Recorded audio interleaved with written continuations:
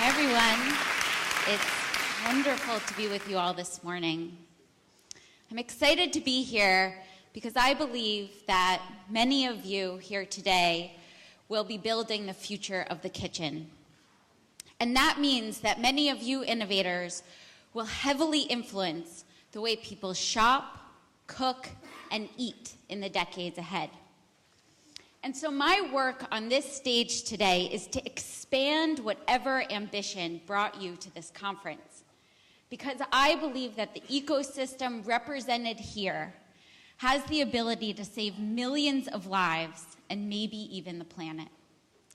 I'm going to try and convince you that you could save lives by sharing a little bit about my story, and then I'm going to be talking about the Brooklyn Borough president and one of the most valuable companies that's VC-backed in the US, WeWork. So I'll start with my story. I might be new to some of you, so I'll start there because my company, Lighter, is a B2B meal planning technology company. And so while many experts in our field know all about us, our work is not really public-facing. And so I might be new to you. But I've been obsessed with food for close to 20 years now. More specifically, I've been obsessed with the question of how do we help people eat better?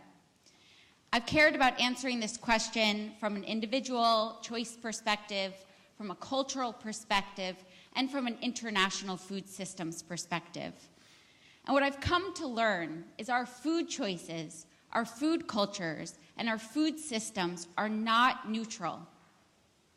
Food has a powerful impact on our health and our environment.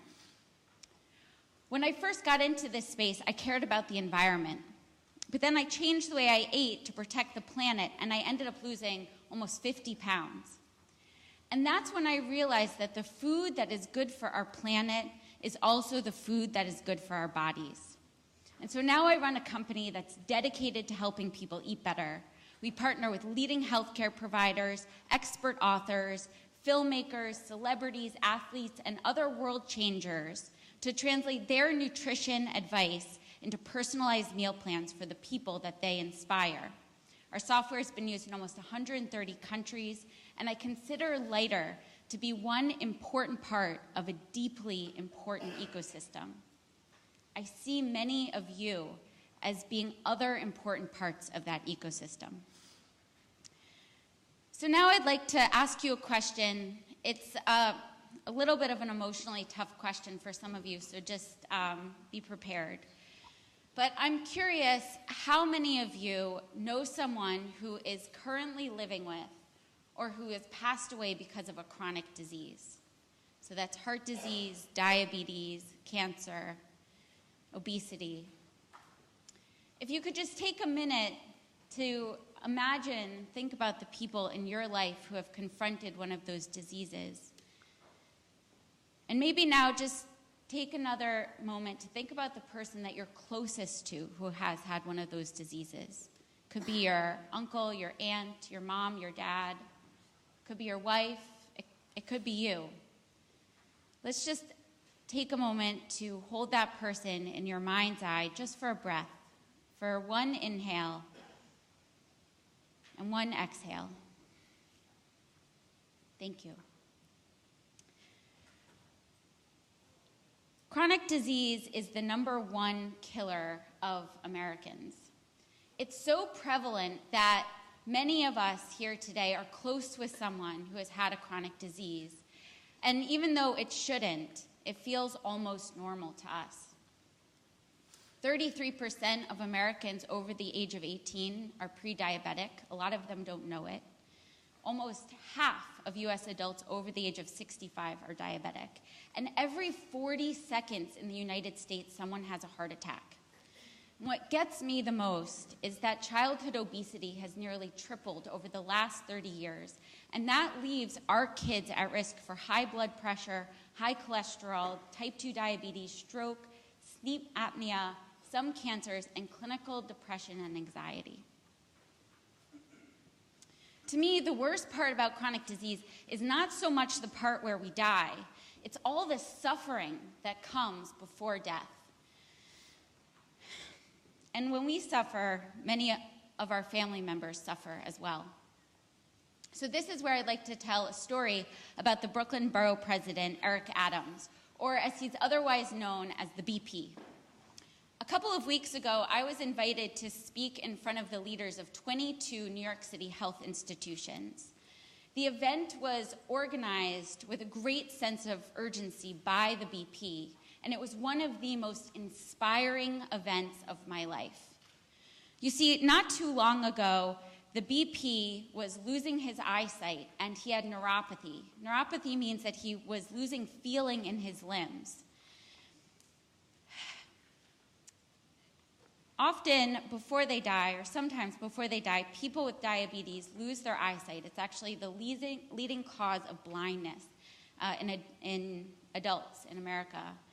Or they have to have their limbs amputated because of all the nerve damage from the disease. In fact, I was speaking with a surgical resident after this event who was post-call, and he had been amputating people's limbs all week because of diabetes. And the BP was headed in that direction. As he would say, it was terrifying for him to wake up in the morning and not be able to see his alarm clock. At the time, he believed what most people believe, that diabetes just ran in his family, that there was no way to prevent or reverse it, and that this was his fate. But fortunately, before he lost his eyesight, he came across research that convinced him to change the way he ate. And so he switched his diet from a standard American diet, which is high in fat, sugar, salt, and animal foods, to a whole food, plant-based diet. And while medication had done virtually nothing to stop the progress of his disease, within 3 weeks of changing what he ate, he was able to regain his eyesight. And within 3 months, he had no more neuropathy, and he had reversed his diabetes. But even better, he got his mom to do it. And within 3 months of her changing the way she ate, she was off of insulin, and she's over 80 years old. As the BP told us at this event, when it comes to chronic disease, it's not our lineage, it's our lunch. It's not our DNA, it's our dinner.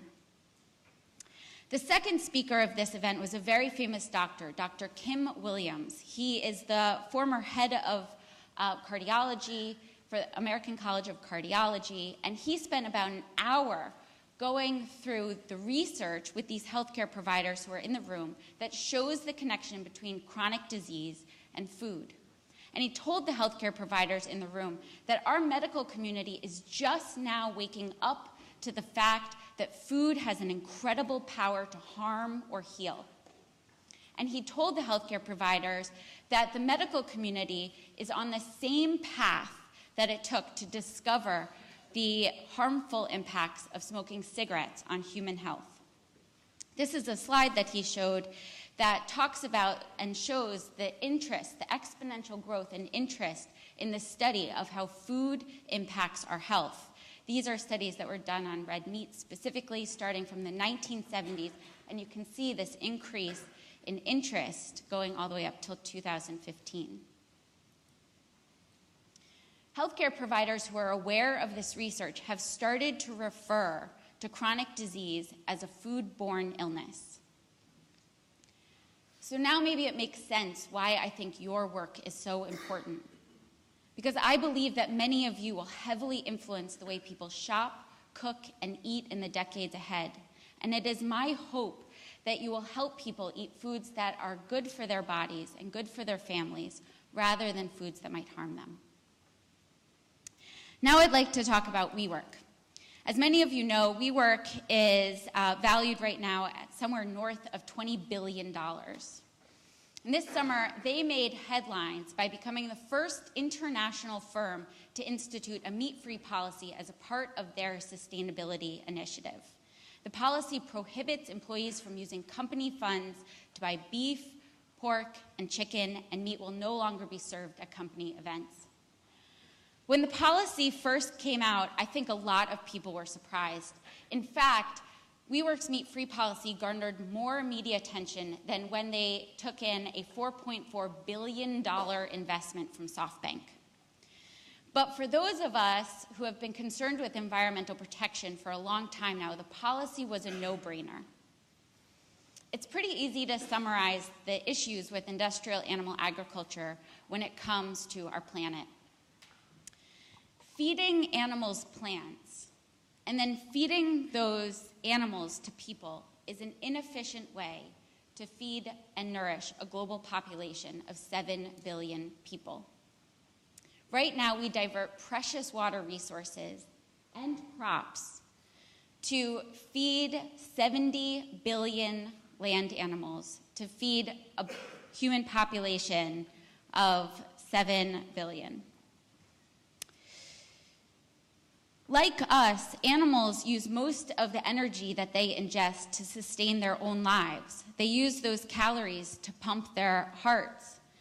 They use those calories to take in oxygen into their lungs. And so most of the energy that we put into animals does not get converted into energy for humans. For beef, it's about 25 to 1, 25 calories in to 1 calorie out. For pork, it's about 15 to 1, and for chicken, it's about 9 to 1. A couple of weeks ago, the United Nations issued an award, the Environmental Stewardship Award, to the founders of Impossible Foods and Beyond Meat. Impossible and Beyond Meat make burgers, sausages, and other protein-rich foods from plants rather than animals. And the UN put out this statement to explain their award. Our use of animal foods as food production technology has brought us to the verge of catastrophe. The destructive impact of animal agriculture on our environment far exceeds that of any other technology on Earth. The greenhouse gas footprint of animal agriculture rivals that of every car, truck, airplane, and rocket ship combined. There is no pathway to achieve the Paris climate objectives without a massive decrease in the scale of animal agriculture. As a sign of the times, I think it's worth noting that Tyson's Ventures is in the room with us today, and they're investors in Beyond Meat. We're all friends here. We all have children who we love, who we hope will get to see this beautiful planet and enjoy it the way we are now when they're our age. And so I am sure that in the months and years ahead, companies both large and small will start to institute meat-free policies as a part of their sustainability initiatives. So for those of us who are interested in food and work in food and are concerned with growth, I think it's good for us to lean into these facts. Our medical community and every entity that's concerned with sustainability is starting to encourage people to eat fewer animals and more plants. And by entity, I mean companies, schools, hospital systems, and families. And this is a global trend, so other countries are taking action as well. In 2016, China released a policy to reduce its population's meat consumption by 50%.